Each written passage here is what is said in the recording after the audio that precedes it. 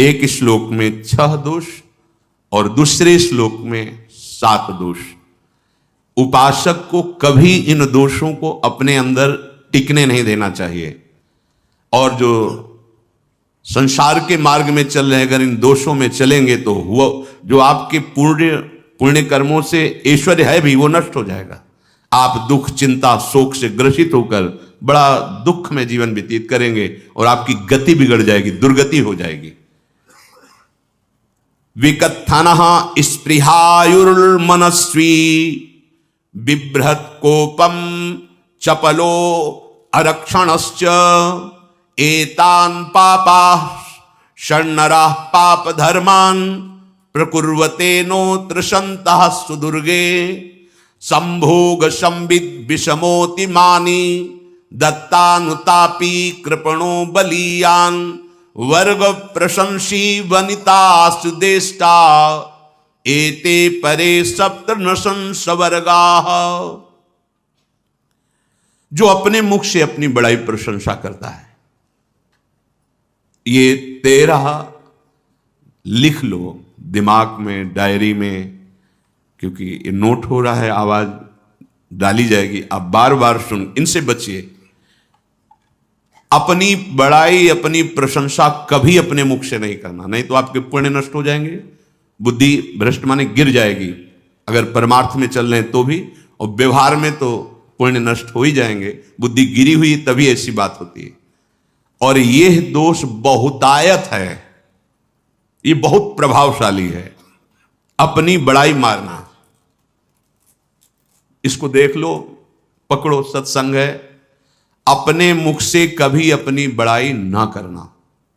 अगर कोई अपने मुख से अपनी बड़ाई करता है तो उसके सुकृत नष्ट हो जाते हैं, बुद्धि भ्रष्ट माने गिर जाती, पतित हो जाती है, फिर निर्णय ठीक नहीं। अगर हमारा सारथी, हमारा ड्राइवर मूढ़ हो तो कहीं भी हमको गिरा देगा, तो वो बुद्धि भ्रष्ट मतलब गिर जाती है, निर्णय करने लायक नहीं रहती। अपनी प्रशंसा अपने मुख से करना। दूसरा, लोलुपता, ये वृत्ति नहीं होनी चाहिए। धर्म से चलेंगे, धर्म के द्वारा जो हमें प्राप्त होगा उसी से हम अपना भरण पोषण करेंगे। आपके बच्चे स्वस्थ होंगे, बुद्धिमान होंगे, परिवार में बहुत सुख और शांति होगी, भले दीपक की तरह जलो, बहुत काल तक रहेगी। लक्ष्मी जी भी आपके घर में बहुत काल, हम ये नहीं कहते कि बहुत नहीं, जितनी है बहुत सुख शांति से चलोगे।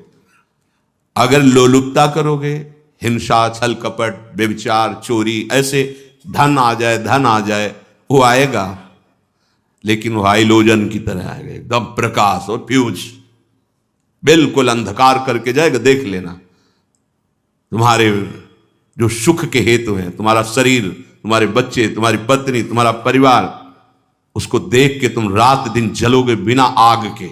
ऐसे उनके आचरण होंगे, ऐसे उनके अंग होंगे, ऐसे उनके दिमाग होंगे, ऐसा उनका व्यवहार होगा।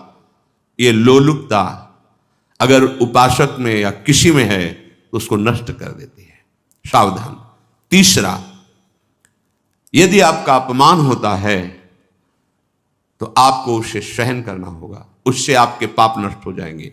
जो तनिक सा भी अपमान होने पर बहुत क्रोध करके दूसरे का अपकार करने लगता है, ये आपका पतन करा देगा, ये आपको फंसा देगा, हृदय जलेगा, अर्थव्यवस्था नष्ट होगी, पूरा परिवार दुखी होगा। जरा सा अपमान की संभावना में आप किसी से भी भिड़ गए, किसी से भी, वो ये प्रवृत्ति आपका पतन कर देगी। उपासक में तो अपमान सहना अमृत है, नीचापमानम सुधा, पर व्यवहार में भी ज्यादा उत्तेजित मत होइएगा। ये तो कुछ मिनट की बात है, अगर आपने उसे मारा, पीटा, रिपोर्ट हुई कानून की, ओ फंसते चले जाओगे, अर्थ जाएगा, समय जाएगा, चिंतन जाएगा, बहुत तरह से हानि हो जाएगी। और अगर आप सह गए तो आपका सहना उसके लिए आग बन जाएगा। उमा क्षमा साप होते भारी, तुम्हें दंड देने की जरूरत नहीं, उसका एक कर्म ही उसे दंड दे देगा। आप शांत हो जाइए, आप सत्संगी हैं, आप शांत रहिए। चौथा, निरंतर क्रोध और उसका चिंतन। बैठे बैठे बस द्वेषियों का चिंतन ही हो रहा है, अंदर क्रोध का चिंतन और द्वेषियों का चिंतन ही हो रहा है। द्वेष भरी बातें, द्वेष भरे क्रियाएं, उन्हीं का चिंतन करके जलते रहना क्रोध से। उपासक को तो क्रोध करना ही नहीं चाहिए, बहुत शांत। ठीक है, अभ्यास में कभी क्रोध हो सकता है, उसको फिर समन करो, अंदर से प्रायश्चित, जैसा कि अब गलती हुई आगे नहीं करेंगे। और व्यवहार में भी क्रोध को आप पीना सीखें। अगर बार बार आपका क्रोध प्रकट होता ही रहेगा, आपका स्वभाव बिगड़ जाएगा, आपके पुण्य नष्ट हो जाएंगे और आपका जीवन नष्ट हो जाएगा। देने वाला उतना दे देगा, आपको आनंदित रहो, पैसा खर्चा सब, पूरे जीवन का विध्वंस मचा दिया क्रोध ने। कहीं भी आप देखो, किसी से क्रोध करके देखो, फिर देखो तुम्हारा भजन चल रहा है, तुम्हारी वो आनंद वृत्ति है नहीं, जलोगे और वो जलन और गुस्सा दिलाएगी और वो बैठे बैठे जलो नहीं। ये क्रोध जो है, ये चाहे व्यवहार में हो चाहे परमार्थ में, दोनों की हानि करने वाला है। और आश्रित जनों की रक्षा ना करना। अगर कोई भाग कर आपके पास आ गया है, कोई पशु पक्षी या कोई मनुष्य, आपको चाहिए कि अब चाहे हमारे पहले प्राण जाएं, उसकी रक्षा करेंगे। सीवी जैसे तो कोई बिरले ही होते हैं, पर इतना जरूर ध्यान रहे, जैसे कोई पशु पक्षी किसी भय से आपके सीमा के अंतर्गत आ गया है, अब उसकी रक्षा करनी है आपको। अगर आप स्वयं मार देते हैं या मरवा देते हैं, ये आपके सुकृत नष्ट कर देगा, या आपकी दुर्गति का कारण बन जाएगा। और जो पाप कर्म उत्साहित होकर करते हैं, उपासक को तो बहुत सावधान रहना चाहिए, पर व्यवहार में भी जो नहीं करना चाहिए, अगर वो पाप कर्म आपके द्वारा मन में प्रेरित हो रहे हैं, संकल्प बन रहा है, क्रियाएं हो रही, दुर्गति पक्की, पुण्य नष्ट हो जाएंगे, दुख अशांति बढ़ती चली जाएगी, कभी शांति नहीं प्राप्त कर पाएंगे। ऐसा नहीं कि जो मन में आवे सो करें। पापाचरण निडर और उत्साहित होकर करना, अगर ऐसे लक्षण है, निश्चित दुर्गति होती है। ये 6, अपनी बहुत बड़ाई करने वाला अपने मुख से, लोलुपता, तनिक से अपमान में सहन ना करने वाला, निरंतर क्रोधी और आश्रित जनों की रक्षा न करने वाला, और निडर हर्षित होकर पाप कर्म करने वाला। दूसरे श्लोक में 7 है, 6 7। 1, संभोग का ही चिंतन करना, संभोग में ही मन लगाना, संभोग दूसरी स्त्रियों के साथ करने की भावना रखना।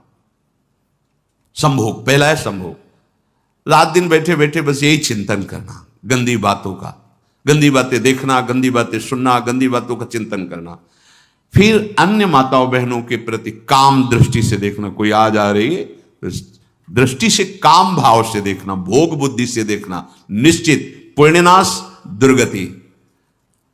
बड़े बड़े उदाहरण इतिहास में हैं जिन्होंने ऐसा दृश्य नेत्रों से देखने की चेष्टा की, मन में संकल्प किया भोगने का, नष्ट हो गए, चाहे वो कितने बड़े प्रतापी हों। ये दुर्योधन कोई साधारण थोड़ी है, भगवान व्यासदेव जी के द्वारा ही तो, भगवान व्यासदेव जी ही इसकी उत्पत्ति का कारण है। आप देखो, इतने महान पुलस्त जी ही उत्पत्ति का कारण है रावण की। बस ये ऐसे दोष हैं जिनके कारण जीव नष्ट हो जाता है। ठीक है, धर्मयुक्त काम भगवान ने आदेश किया है, आपका पाणी ग्रहण संस्कार हो गया है, संतानोत्पत्ति की भावना से कुछ पवित्र तिथियों का त्याग करते हुए चर्चा में हुई है। एक नियम है, एक आदेश है शास्त्र का। आप बहुत काम प्रवृत्ति वाले हैं तो प्रत्येक मास में जब माताएं बहनें पवित्र हो जाती मासिक धर्म से, तो जिनका पाणी ग्रहण आपने किया, जो पत्नी स्वरूप है, वो ठीक है। वहां भी बार बार के लिए व्यभिचार प्रवृत्ति के लिए शास्त्र आदेश नहीं करता, संयम पूर्वक, और उसका चिंतन नहीं करना। पाणी ग्रहण संस्कार है, घर में विराजमान है, एक संयम एक नियम के अनुसार उसका चिंतन तो फिर भ्रष्ट कर देगा। चिंतन प्रभु का करना है, चिंतन प्रभु की सेवा जो आपके कर्तव्य, इसके चिंतन से बचो। घातक है, बहुत बड़ा जहर है, अगर विषय चिंतन होने लगा तो मरोगे, जिंदा जलोगे, दुर्गति भी होगी। ये अंदर की जो आग है ना, कामाग्नि, ये इतनी बढ़ती चली जाएगी, तुम्हारे होश खराब हो जाएंगे कि मुझे क्या करना चाहिए क्या नहीं करना चाहिए। कोवा मदांधो मदना तुरोमा, अंधा हो जाएगा, नहीं दिखाई देगा अनुजा तनुजा क्या है कौन है, कुछ नहीं, भ्रष्ट बुद्धि। संभोग का चिंतन नहीं। धर्मयुक्त काम आदेश है शास्त्र में। यदि आप प्रवृत्ति मार्ग में हैं तो तो अपनी पत्नी को जो पाणी ग्रहण स्वीकार किया है, वहां भी पवित्र तिथियों का त्याग करते हुए, एकादशी है, रामनवमी है, नव दुर्गा है, जन्माष्टमी है, राधाष्टमी, जो पवित्र तिथियों का त्याग करते हुए और ऐसे जो मर्यादाएं हैं उसके अनुसार, और कहीं पराई स्त्री के साथ संभोग की बात निश्चित दुर्गति पक्की है। ऐसे ही माताओं के लिए है, स्त्री शरीर के लिए है। यदि वो ऐसी गलत चेष्टा, तो पतिवंचक परपति रति करही, रौरव नरक कल्पसत परही। ये भोग चिंतन से बचने की चेष्टा कीजिए तो क्रिया से अपने आप बच जाएंगे।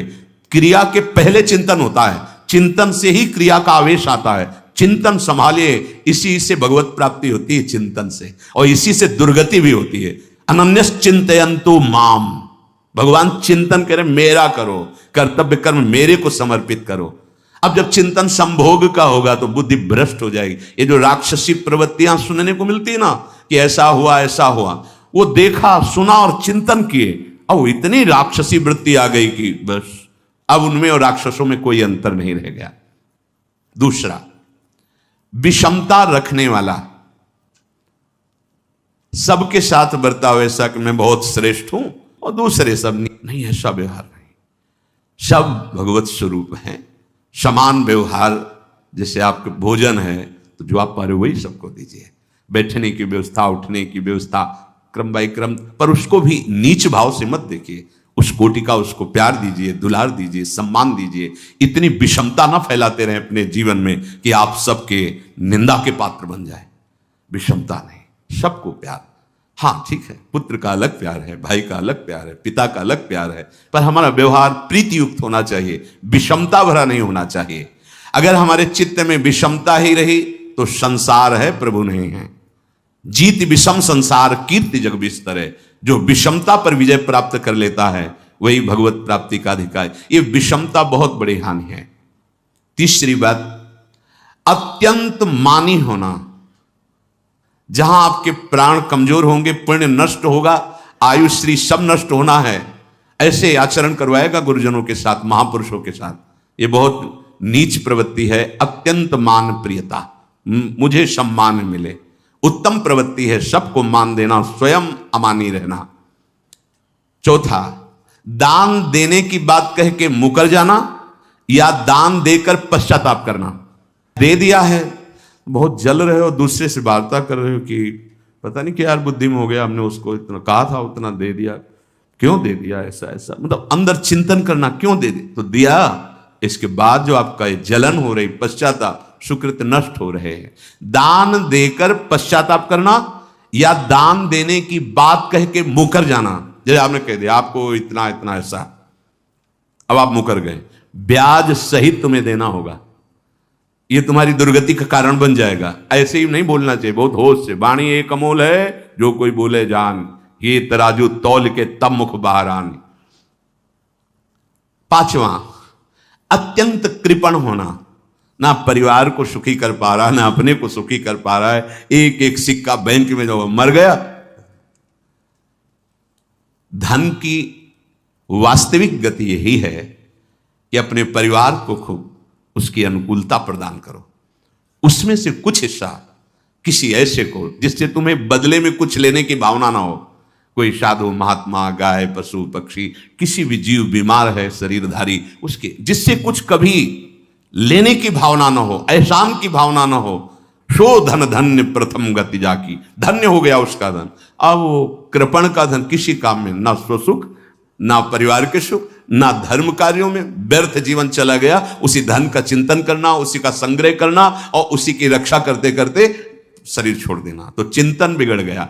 तो कह रहे हैं जो कृपणता है और अर्थ और काम की प्रशंसा, उसी की चर्चा, उसी का चिंतन, रुपया और भोग, उसी की चर्चा कर, जहां बैठे रुपया की चर्चा, भोग की चर्चा, जहां एकांत में बैठे उसी का चिंतन, कैसे रुपया बढ़े, कैसे भोग मिले। और अगर अवसर मिला तो रुपया अधर्म से आवे चाहे धर्म से, उसको इसकी कोई परवाह नहीं। भोग चाहे धर्म से हो चाहे अधर्म से, जिसका अर्थ और काम भोग ही चिंतन है वो धर्म नहीं। जिसका धर्म चिंतन का विषय है तो अर्थ और काम भी ऐसा होगा जो मोक्ष प्रदान करने वाला हो। धर्म, अर्थ, काम, मोक्ष। और जो बालक, स्त्री, पागल, असहाय, जो इनकी रक्षा न करके इनकी हानि करता है, दुर्गति निश्चित है। माना आपकी पत्नी है, उसका स्वभाव बिगड़ा हुआ है, क्रोधी है, कटु वचन बोल, लेकिन आपके ही प्रारब्ध के लिए, माना आपका पति ऐसा स्वभाव वाला है, पर आपके ही प्रारब्ध से तो संयोग बना है आकर, अब इसका निर्वाह कर ले जाओ तो पवित्र हो जाओगे दोनों। और अगर झगड़ा और लड़ाई और मारपीट और कहीं हिंसादि के रूप में उतर गए तो फिर और करनी बिगड़ गई। बालक है, आप उसको ज्ञान नहीं कि आप पवित्र है, कि आप पवित्र है, उसको ज्ञान नहीं कि आप उसके साथ व्यवहार अच्छा कर रहे हैं कि बुरा कर रहे हैं। रक्षा करनी है आपको, शोषण नहीं करना। कह रहे हैं स्त्री, बालक और पागल, जैसे विक्षिप्त है, पागल है, आपको रक्षा करनी है। बन जाए तो उसको भोजन, ऐसा नहीं कि ईंट मारो, उसको अपमानित करो, उसकी बुद्धि खराब है, प्रारब्धवशात खराब हो गई है। तो शास्त्र आज्ञा करता है स्त्री, बालक, जैसे पागल, विक्षिप्त आदि हैं, असहाय है, असमर्थ है, बूढ़ा है, वो आप सेवा भी करो तो वो गाली दे सकते हैं, उनकी बुद्धि बिगड़ गई, आपको उनको दंड नहीं देना, मारना नहीं है आपको। मान लो आपके बड़े बूढ़े बुजुर्ग जन हैं, आप सेवा भी कर रहे हो तो आपको कटु वचन बोल सकते हैं, आपकी निंदा कर सकते हैं, लेकिन आपको उनके साथ व्यवहार सद करना है। अगर आपने इन दोषों को स्वीकार किया तो निश्चित आपकी दुर्गति होगी, ना इस लोक में आपको शांति मिलेगी, ना परलोक में। इसलिए इन दोषों को बार बार सुन करके और हृदय में जांचो कि कहीं है तो नहीं, अगर है तो सत्संग, भजन बल, भगवत प्रार्थना के बल से इन दोषों का त्याग कर दो, जीवन मंगलमय हो जाएगा। शिष्य चर्चा आगे। श्री राधा वल्लभ लाल।